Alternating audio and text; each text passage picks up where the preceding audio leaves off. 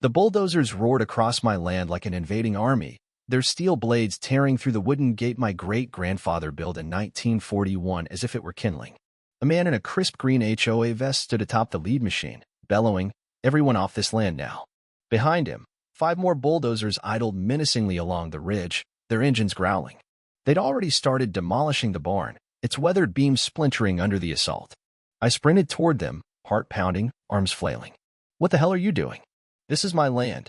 The man leaped down, a smug grin curling his lips. "Was your land? It was auctioned last week. New owners want a golf course here." My stomach dropped. Auctioned? By who? He yanked a paper from his clipboard, barely glancing at it. HOA took it for unpaid dues. "It's legal. Talk to the city, good luck." I snatched the document, my eyes scanning the lies printed in black ink. "This is bullshit. My land's never been part of your HOA." But my words were useless. Within minutes, they'd erected fences, rolled in trucks, and staked the ground with red flags, claiming what was mine. That was the day the Homeowners Association stole my 1,800-acre ranch. They had no idea I'd turn the tables and legally buy their homes out from under them. My name is Ethan Caldwell, a 38-year-old retired Army engineer, and the sole heir to Willow Creek Ranch, a sprawling expanse of forests, fields, and lakes that's been in my family for 4 generations. The ranch sits just beyond the manicured lawns of Pine Grove, a ritzy HOA community where people care more about their golf carts than their neighbors, and the HOA slaps you with a $200 fine if your mailbox tilts an inch. My land predates their subdivision by decade. Our deed was signed in 1904, long before their McMansion sprouted. Yet, for years, Pine Grove's HOA tried to rope me into their rules, sending letters about excessive livestock noise or my barn being an eyesore. I ignored them, thinking it was just petty bureaucracy. Then came Laura Mitchell, the new HOA president, a woman who'd call the cops over an unapproved fence color and wore stilettos to water her roses. She was on a mission to elevate the area, and my ranch was her target. It started with whispers. My neighbor Tom, who lived on Pine Grove's edge, showed up one morning, clutching a letter. "Ethan, the HOA's claiming they're expanding their control, something about buffer zones. Your land's on their map." I scoffed. "They can't touch me. I'm not part of their cult." But Tom looked uneasy. "They held a meeting. You weren't invited." A week later, my cousin Nate called, furious. "You selling the ranch? There's a flyer with your lake on it, advertising luxury estates." I drove straight to Pine Grove's office, where Laura sat behind her desk, barely acknowledging me. "Why's my land in your brochure?" I demanded. She didn't flinch. "Everything we do is legal, Mr. Caldwell. If you'd maintained your property, maybe you'd be part of our community instead of a problem." My blood boiled. "This land isn't yours. I have the original deed, signed by the governor." Her fake smile was venomous. "Take it to court. You'll see we're thorough." That night, I went to the county registrar's office and found the scam. A corrected boundary map, filed 5 months ago, claiming Willow Creek Ranch was under Pine Grove's HOA. The signature? Yim Caldwell. I don't have a middle name. Someone had forged my identity, altered records, and auctioned my land to developers who were already breaking ground. I was livid but knew shouting wouldn't fix this. I needed precision. I called my lawyer, Sarah Nolan, a former judge with a knack for dismantling fraud. When she saw the documents, her eyes narrowed. "Ethan, this is felony-level forgery, but proving it'll take time." "I don't want time," I said. "I want them to pay." Sarah leaned back, a sly grin forming. "Did you know Pine Grove's land was owned by a developer who defaulted on taxes? It's up for public auction next month." My jaw dropped. "You're saying I could buy the land under their homes?" She nodded. "With the right moves, yes."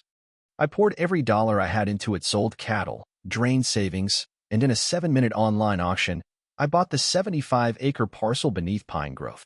Every house, every pool, every pristine lawn was now on my land. I filed a notice converting it to a private ranch, banning residential leasing. They'd have to move or pay me exorbitant rent. Days later, Laura showed up at my door, her composure gone. "We need to talk," she hissed. I held up my phone, recording. "Sure." Before she could speak, a sheriff's cruiser rolled in, sirens blaring. 2 deputies approached her.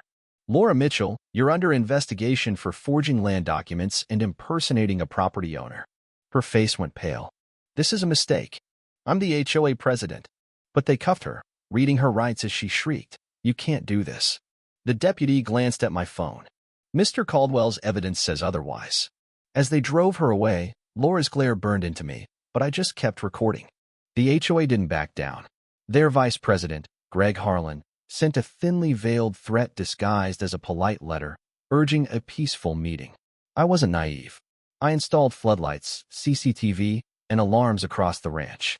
One night at 2:13 a.m., a gunshot shattered the silence. My dog, Rex, growled as I grabbed my shotgun and crawled to the window. Two figures moved near the south field, one holding a rifle or camera. I couldn't tell.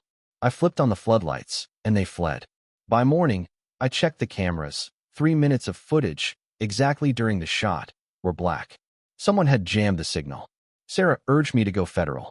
2 days later, agents Carter and Hayes arrived, revealing the mastermind, Victor Ramsey, a shadowy developer tied to a network of illegal land flips nationwide.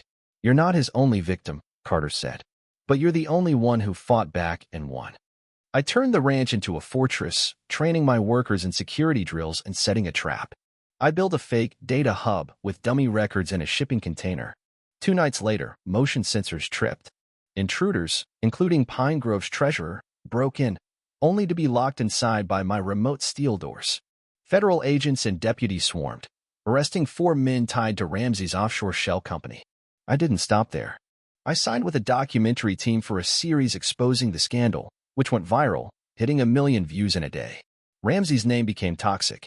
Lawmakers called, journalists dug, and a judge froze his assets. But Ramsey fought dirty, leaving eerie threats at my fence, a glove nailed to a post, a dead bird, a burned toy. Each fueled my resolve. The final blow came when Ramsey was caught fleeing in disguise with $1.2 million, and a list of targets. Willow Creek was number 7. He was extradited, convicted of racketeering and fraud, and sentenced to 42 years. His empire collapsed, but his last letter to me, confiscated from his belongings, chilled me. I underestimated you. You won, but you lost something. One day you'll feel it. I burned it. He was wrong. I'd lost nothing. 6 months later, Willow Creek thrived. We hosted markets, trail rides, and camps for kids. The documentary earned an Emmy nod, and I spoke at a landowners conference. My nonprofit, Landguard, grew into a national force, protecting others from scams like Ramsey's. Pine Grove's residents, expecting eviction, were spared. One, Mrs. Harper, brought me a pie, saying, "You didn't destroy us like they tried to destroy you." I nodded. Revenge isn't justice if it hurts the innocent. Alone that night, I read my grandfather's journal. Don't let anyone take what you're meant to protect. I'd fought a criminal empire and won, not just for my land, but for legacy, honor, and the idea that one person can stand up and change everything. If you're facing your own Ramsey stand, it's enough to win.